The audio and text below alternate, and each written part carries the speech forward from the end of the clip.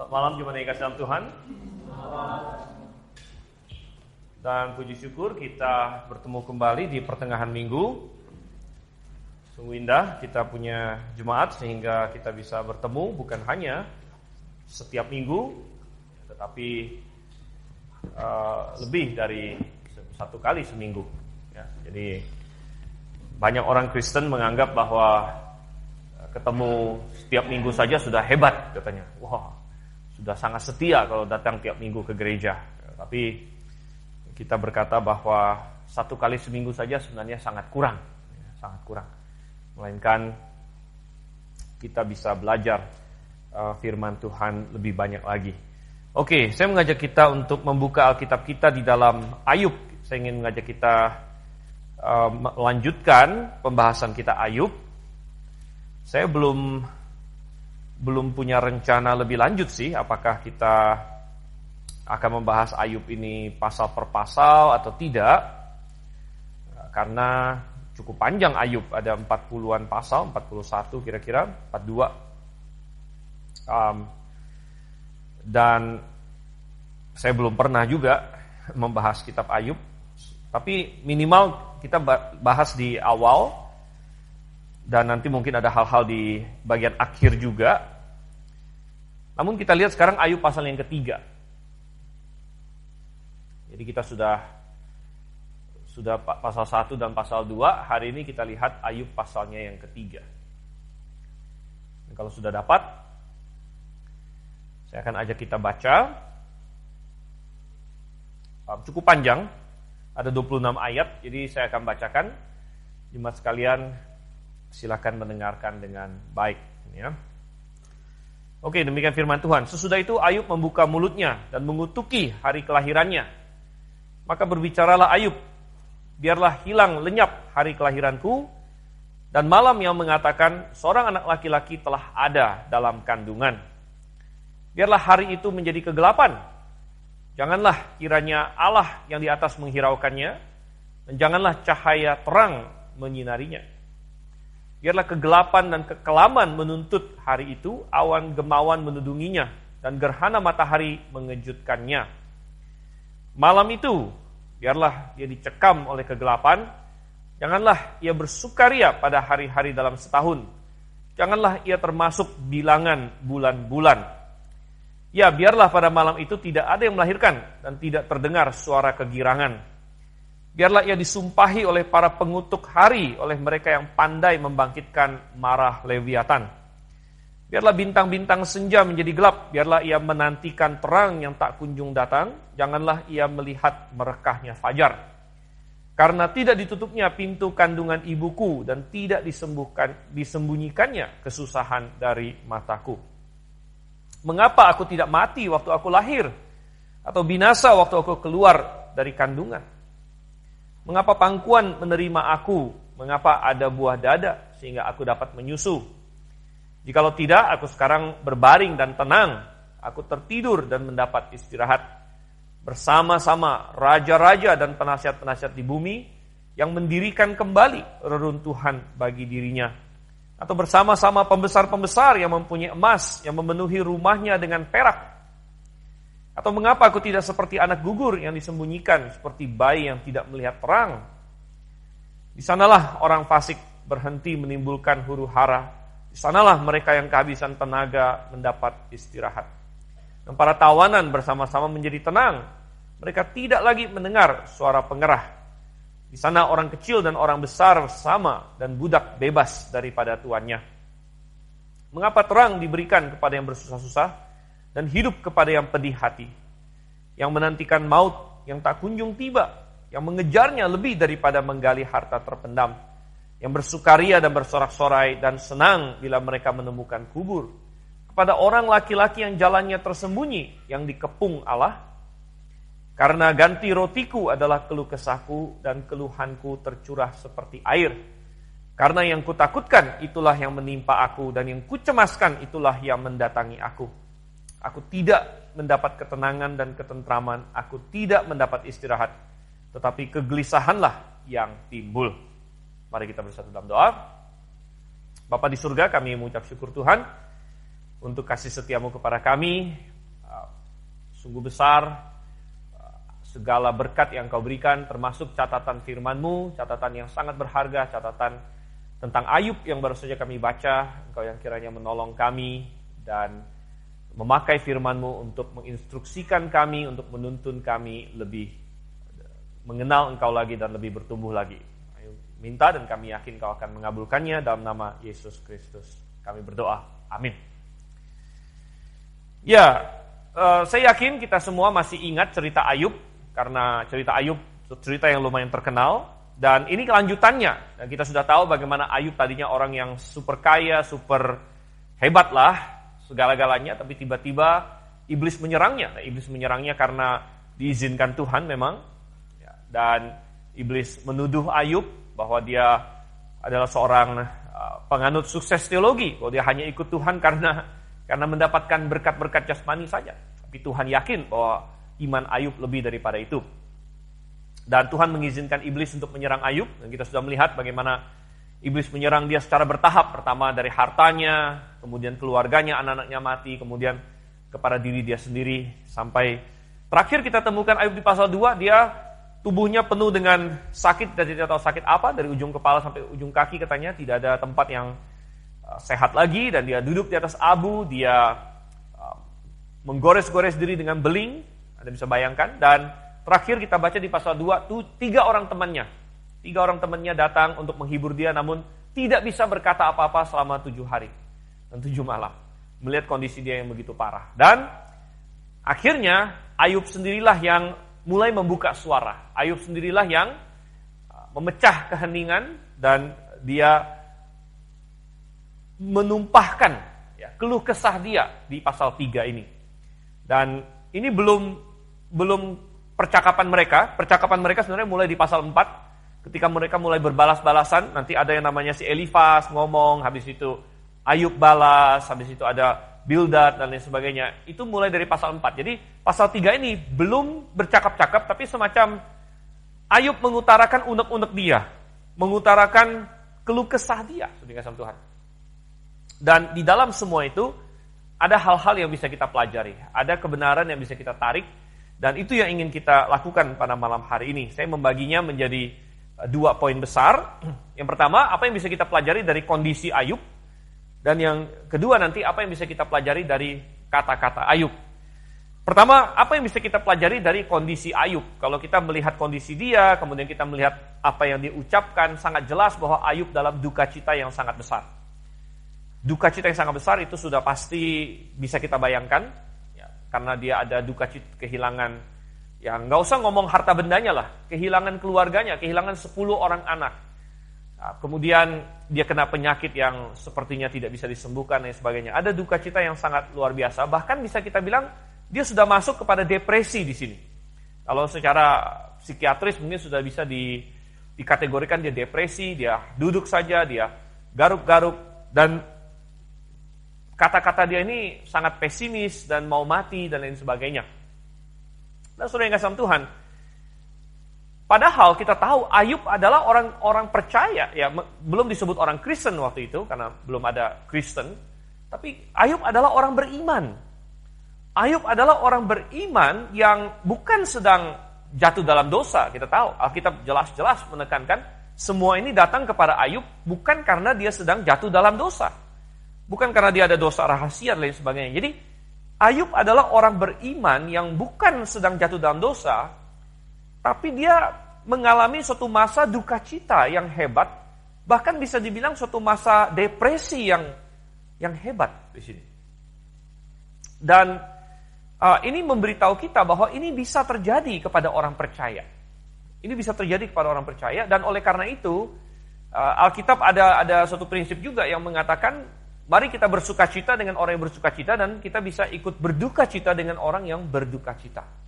Kita bisa tertawa dengan orang yang tertawa, kita bisa ikut menangis dengan orang yang menangis.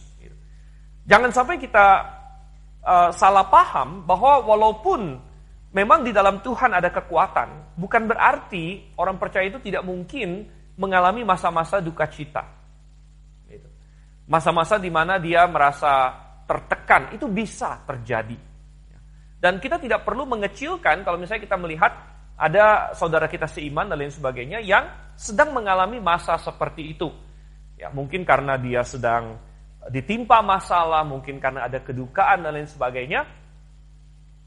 Kita tidak perlu merasa, oh, iman kamu kecil, ya mestinya kamu ketawa-ketawa begitu. Ya. Padahal belum tentu bisa, ya, karena mungkin memang ada sesuatu yang menekan dia.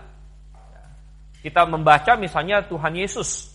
Tuhan Yesus pun dia pernah mengalami kesedihan ketika salah satu sahabatnya yang baik meninggal, yaitu siapa?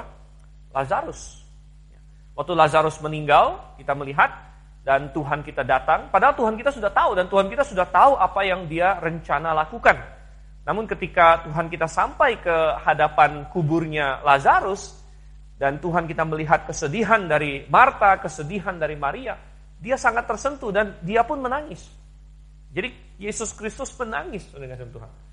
Nah, itu berarti bahwa padahal Kristus tahu persis bahwa Lazarus akan dibangkitkan sebentar lagi. Dia akan membangkitkan Lazarus. Itu pun dia sedih. Itu pun dia menangis. Ya, oleh karena itu ini bukan suatu hal yang memalukan istilahnya. Bukanlah suatu pertanda kurangnya iman. Kalau misalnya di dalam masa-masa duka cita, kita berduka cita memang. Ya, kita berduka cita, memang Alkitab mengatakan bahwa duka cita kita tidak sama dengan duka cita orang dunia, itu memang benar karena kita punya pengharapan. Ya. Nah, kita tahu misalnya ada duka cita kematian atau lain sebagainya, kita tahu misalnya orang ini sudah diselamatkan, kita akan ketemu dia lagi. Ya. Tetapi sama seperti Yesus yang tahu bahwa dia akan membangkitkan Lazarus pun bisa menangis. Ya. Maka kita tahu bahwa duka cita itu kadang-kadang memang bisa datang. Dan itu bukanlah suatu hal yang harus berarti bahwa iman dia lemah atau lain sebagainya, seperti itu. Kita melihat ini pada diri Ayub di sini. Dan demikian juga dengan depresi. Ya, ada orang-orang yang mengalami depresi dan lain sebagainya. Saya ada membaca beberapa sejarah di gereja, sejarah gereja dan tokoh-tokoh Kristen. Ada seorang penulis lagu namanya William Cowper. Ya, William Cowper salah satu penulis lagu yang cukup terkenal. Salah satu lagunya ada di himne kita, yaitu Tercurah Darah yang Kudus. There is a fountain, tercurah darah yang kudus. Itu ditulis oleh William Cowper. Dan dia seorang Kristen, dia seorang penulis himne yang lumayan terkenal. Dia ada banyak bekerja sama dengan John Newton. Ya, John Newton, dari zaman John Newton adalah penulis dari Amazing Grace. Ya. Namun ternyata William Cowper ini dia mengalami banyak depresi dalam hidupnya. Dia mengalami banyak depresi. Mama dia meninggal waktu dia berumur 6 tahun, ibu dia. Kemudian banyaklah saudara dia ada mati, kemudian ada teman baik dia mati, dan sebagainya. Dan dia mengalami depresi yang benar-benar berat sekali. Ya, berkali-kali dia sampai berpikir untuk bunuh diri dan lain sebagainya. Namun entah kenapa dia tidak jadi. Dia selalu berkata bahwa Tuhan menolong dia. Ya, namun dia banyak masa-masa depresi. Ya, masa-masa depresi di mana dia sangat tertekan sudah kasih Tuhan. Ya. Kemudian saya ingat lagi ada satu orang tokoh yang saya yakin kita semua tahu, yaitu Charles Spurgeon. Ya, Charles Spurgeon adalah seorang pengkhotbah baptis. Ya, dia adalah seorang pengkhotbah yang sangat terkenal. Charles Spurgeon, kita tahu, di London, gerejanya di London, Metropolitan London. Saya pernah mengunjungi gerejanya, ya tentu nggak ketemu dia sudah mati lama, gitu ya. Gerejanya digembalakan oleh namanya Peter Master hari ini. Ya, tapi Peter Master juga sudah sangat tua, nggak tahu sudah pensiun belum.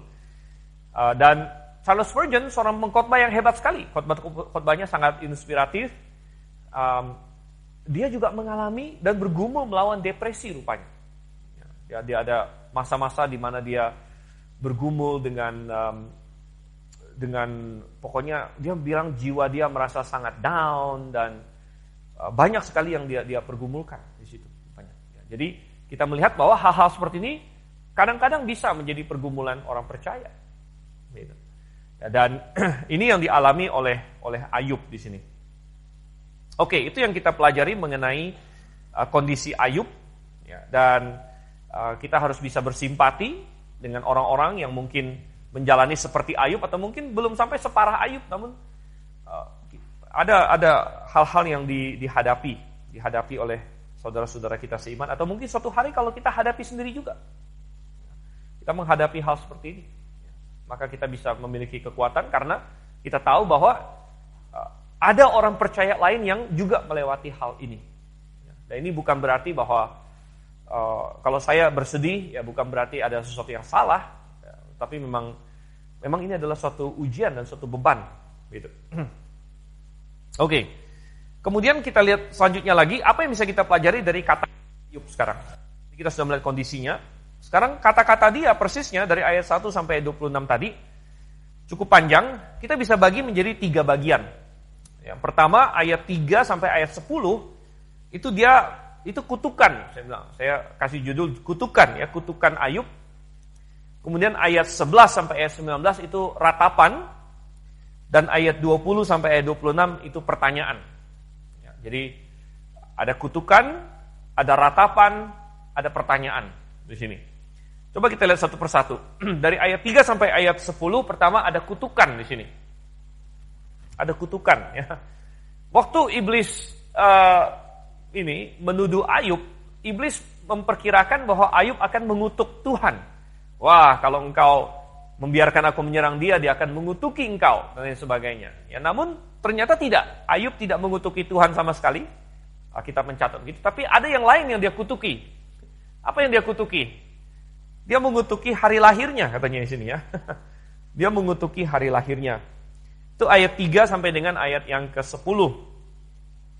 Ayat yang ketiga, biarlah hilang lenyap hari kelahiranku, dan malam yang mengatakan seorang anak laki-laki telah ada dalam kandungan. Jadi ada 2 hal yang dia sebut di sini. Pertama, hari kelahiran. Jadi waktu dia lahir. Dan malam apa? Malam yang mengatakan seorang anak laki-laki telah ada dalam kandungan. Malam apa ini? Jadi ini sepertinya mengacu kepada malam saat dia dibuahi, saudara kasih Tuhan. Saat dia dibuahi di dalam kandungan ibunya. Begitu. Malam yang mengatakan seorang anak laki-laki telah ada dalam kandungan. Jadi ada 2 hal yang berhubungan di sini, ya, tentunya, yaitu ada pembuahan. Dari ada pembuahan itu maka ada janin, bisa ada janin di dalam kandungan ibunya, kandungan seorang perempuan, dan kemudian suatu hari akan dilahirkan.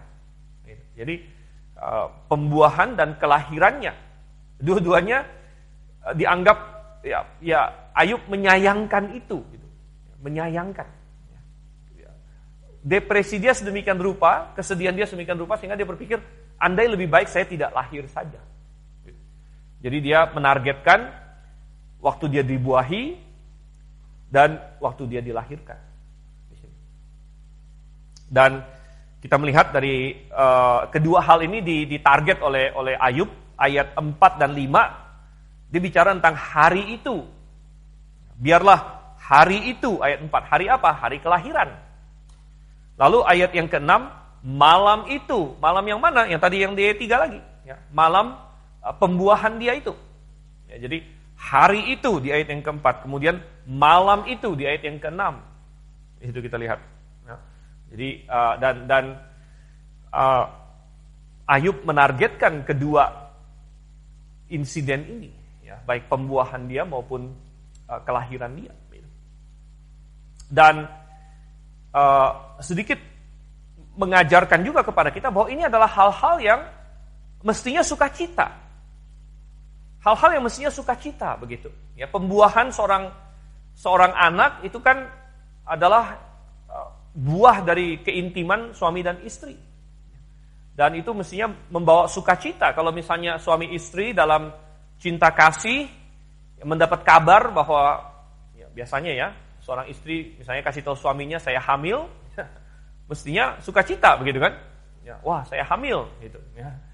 Nah, mestinya sukacita, mestinya wow ada pengharapan tentang masa depan, wah kita akan punya anak dan lain sebagainya. Begitu. Ya, tetapi oleh Ayub di sini dia menganggapnya wah ini ya daripada saya lahir mendingan itu nggak ada dari awalnya. Gitu. Daripada saya lahir. Jadi ini mesti hal sukacita. Dan ini juga menggugurkan pandangan orang-orang yang mendukung aborsi, yang menganggap bahwa selama masih dalam kandungan itu, ya, biasa orang-orang yang mendukung aborsi dia anggap itu hanya kumpulan sel katanya, hanya kumpulan sel saja. Bukan, ya, itu bukan hanya kumpulan sel, itu adalah manusia, itu adalah disebut di sini. Bahkan sejak di dalam kandungan pun sudah disebut anak laki-laki, anak perempuan di situ. Jadi betapa berharganya sebenarnya janin itu di situ, sudah berharga di situ. Nah, justru karena itu biasanya kelahiran itu berharga, biasanya pembuahan itu berharga, maka kutukan Ayub ini terasa begitu berat dan terasa begitu mengena, menggambarkan kesedihan hatinya, karena sesuatu yang mestinya gegap gempita, tapi Ayub bilang baiklah itu menjadi gelap. Ya, baik itu menjadi gelap. Jadi gelap itu menandakan seperti sesuatu yang sedih dan depresif dan katanya biarlah Tuhan tidak mengindahkannya dan lain sebagainya. Ya, dan ya dia kita tidak akan lihat semuanya di sini ayat-ayatnya. Tapi perhatikan ayat yang ke-8 juga di sini. Biarlah ia disumpahi oleh para pengutuk hari, oleh mereka yang pandai membangkitkan marah Lewiatan. Sini ya. Jadi Lewiatan ini apa? Gitu. Saya ada lihat beberapa komentari, mereka menganggap Lewiatan ini semacam binatang mistik katanya. Ya, ini bukan binatang mistik, teman-teman. Sebenarnya Lewiatan ini akan muncul juga di Ayub di pasal-pasal belakangan. Lewiatan adalah binatang. Nah, nanti akan muncul juga di misalnya Ayub pasalnya yang ke-40 di situ, di mana dia diterjemahkan buaya di dalam LAI. Tapi kenapa dia harus diterjemahkan buaya di sini? Padahal dia bisa saja terjemahkan Lewiatan sama seperti di Ayub pasal 3.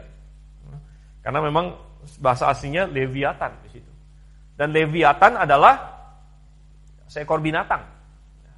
Lewiatan adalah binatang yang Tuhan ciptakan, yang rupanya menggambarkan binatang yang sangat ganas, Kalau kita baca di pasalnya yang ke-40 di situ, ya, dia giginya sangat tajam, ya, bahkan bisa mengeluarkan api dan lain sebagainya. Jadi para pembelajar Alkitab meyakini Lewiatan inilah yang akhirnya menginspirasikan legenda-legenda naga di zaman sekarang. Hampir semua kebudayaan dunia punya legenda tentang naga. Naga bisa nyembur api dan lain sebagainya. Ya, tapi ini adalah binatang yang benar-benar ada. Ya, jadi mungkin kalau hari ini semacam dinosaurus yang ada pada waktu itu, ada pada masa Ayub, ya. Dan sekali lagi bertentangan dengan konsep sekuler, konsep evolusi.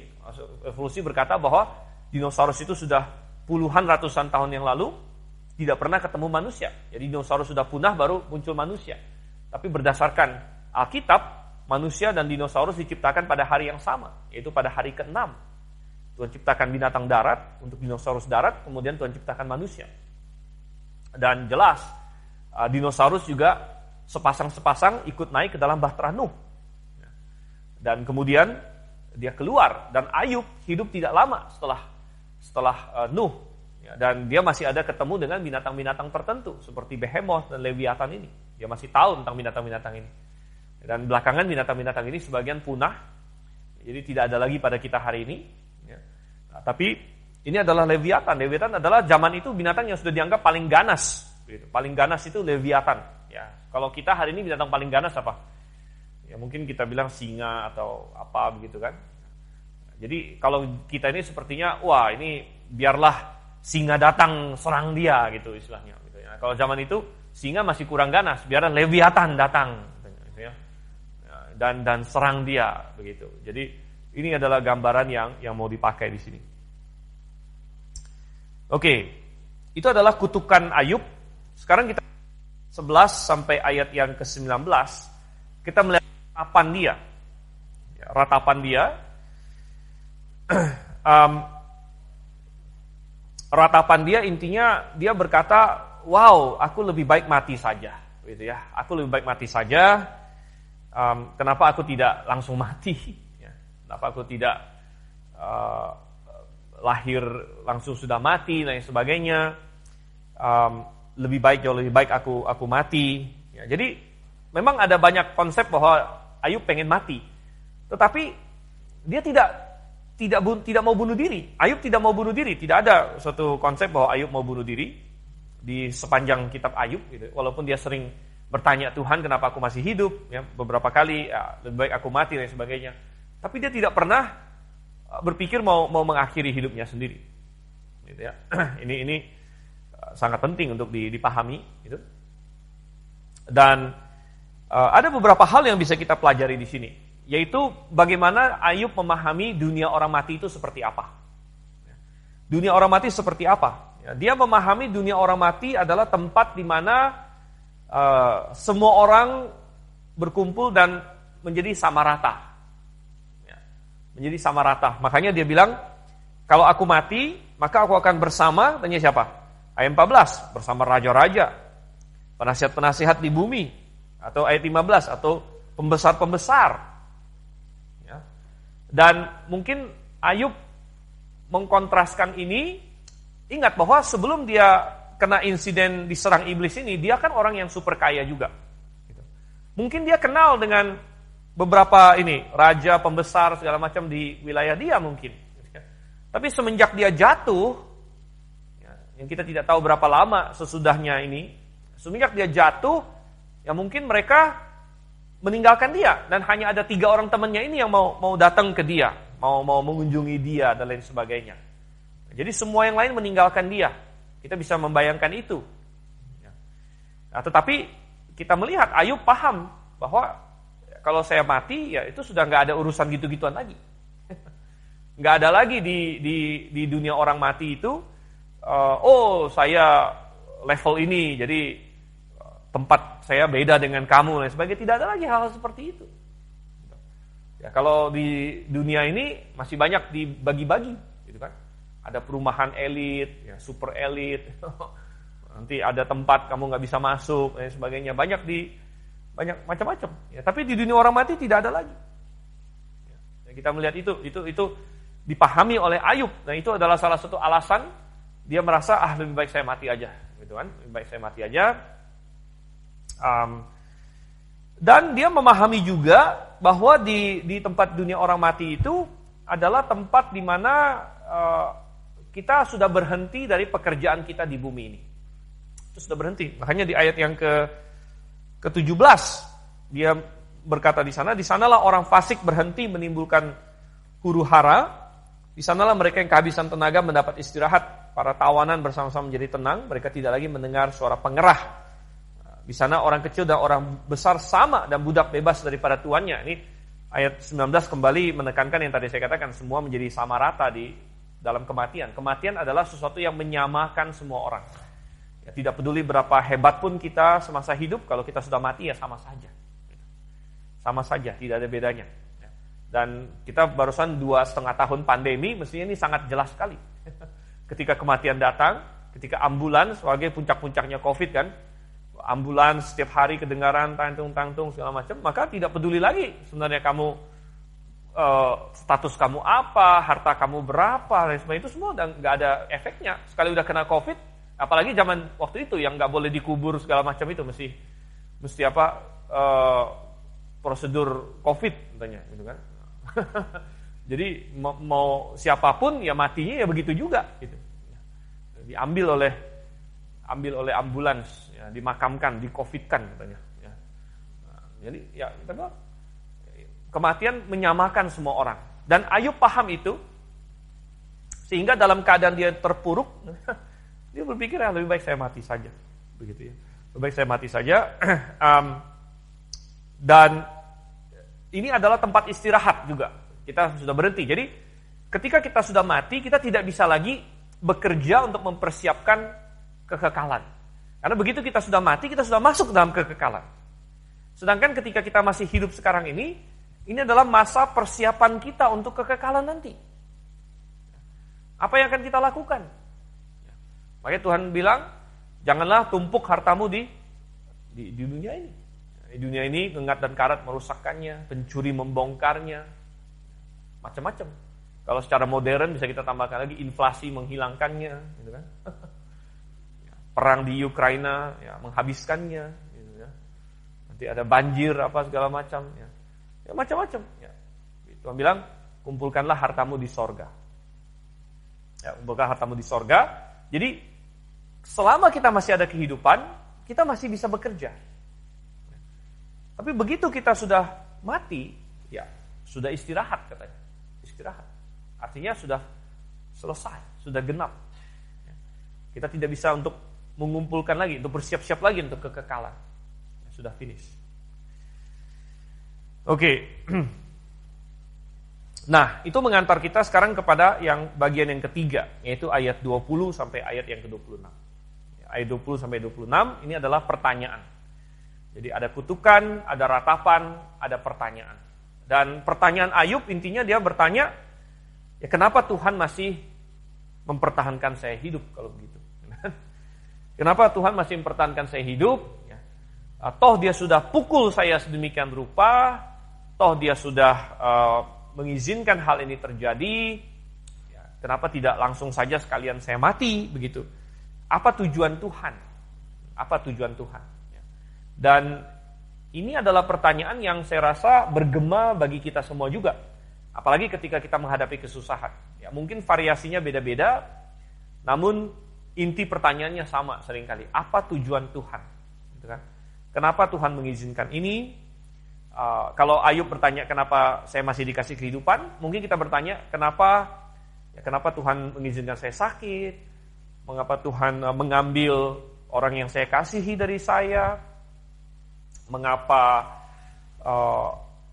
Tuhan ini membiarkan saya menderita ini dan itu, ya mungkin pertanyaan-pertanyaan yang sama, ya tapi tetap intinya mengapa, begitu, mengapa seperti Ayub bertanya. Di ayat yang ke-20, mengapa?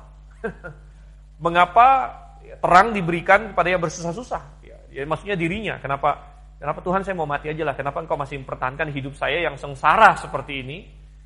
Ya, di mana dia sudah boleh dibilang orang ada peribahasa orang apa? Hidup tak hidup, mati tak mati, gitu ya. Dia sudah duduk di atas abu, ya menggesek-gesek belingnya. Mungkin kalau hari ini pokok doa kita doakan Ayub adalah Tuhan kasih dia yang terbaik aja lah, gitu kan. Maksudnya Tuhan kalau mau ambil dia ambil aja lah, gitu kan. Ya, nih. Ya kan kadang-kadang kita berdoa begitu. Ya, kalau misalnya kita dengar siapa udah menderita banget, ya, Tuhan ya berikan dia yang terbaik, gitu kan. Nah, kalau mau dipanggil aja lah, gitu. Ya mungkin Ayub udah merasa kondisi dia seperti itu. Gitu. Kenapa nggak dipanggil aja Tuhan? Ini saya udah mati nggak mati, ya. Hidup nggak hidup, ya. Dan ya sekali lagi mungkin situasi kita berbeda dari Ayub, tapi sering pertanyaan mengapa ini kan sering muncul. Kita tanya sama Tuhan mengapa, misalnya, kenapa Tuhan mengizinkan ini dan itu dan sebagainya. Ya, tetapi kitab Ayub menjawabnya, walaupun Ayub nggak langsung dapat jawabannya, tapi ternyata memang Tuhan punya tujuan gitu. Itu satu hal yang bisa kita pegang. Tuhan tidak pernah melakukan sesuatu itu tanpa tujuan. Gitu. Tuhan pasti punya tujuan. Nah, tujuannya kita mungkin belum tahu, mungkin di kehidupan ini nggak akan tahu, tapi Tuhan punya tujuan. Dan kita harus berpegang teguh kepada hal ini. Bahwa Tuhan pasti punya tujuan. Gitu. Dan Tuhan tidak matikan Ayub, kenapa? Ya karena ternyata sampai ujung kitab Ayub, masih jauh hidup Ayub. Tuhan bilang, ngapain kau mau mati duluan gitu kan? Kalau Tuhan bisa ngomong sama Ayub, nah, saya masih punya banyak rencana buat kamu. Gitu. Maksudnya Ayub kan sebentar lagi saya udah mau mati. Tapi Tuhan misalnya kamu masih punya puluhan tahun, ratusan tahun bahkan. Dan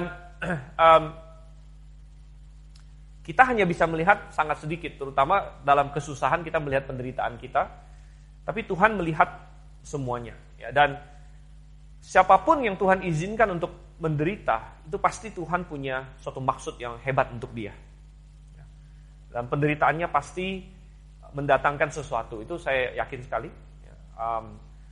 Dan semua orang yang Tuhan poles dengan penderitaan yang luar biasa, pasti Tuhan punya maksud yang luar biasa juga untuk dia. Dan Ayub adalah contohnya. Dan dari pertanyaan Ayub ini kita belajar akan hal tersebut. Oke, jadi Itu yang kita pelajari malam ini, kondisi Ayub dan kata-kata Ayub. Ya, mari kita menjadi berhikmat oleh karena itu. Mari kita bersatu dalam doa. Terima kasih Tuhan untuk kasih setia pada kami. Tuhan tolonglah kami. Engkau tahu kami lemah, secara fisik kami lemah, kami manusia. Walaupun kami sering menganggap diri kuat, namun kami sangat lemah. Kami bukan roh, kami adalah daging. Dan berbagai kesusahan menimpa kami Tuhan. Ajar kami untuk bisa bersimpati dan berempati dan ikut menguatkan mungkin orang-orang yang kalau mereka ditimpa kedukaan, ditimpa kesedihan, ya, depresi dan lain sebagainya. Tolong kami untuk bisa menguatkan mereka karena kami paham bahwa hal-hal ini bisa terjadi. Dan kami juga berdoa agar kami menjadi berhikmat di dalam segala sesuatu yang kau ajarkan. Kami berdoa dalam nama Yesus Kristus. Amin.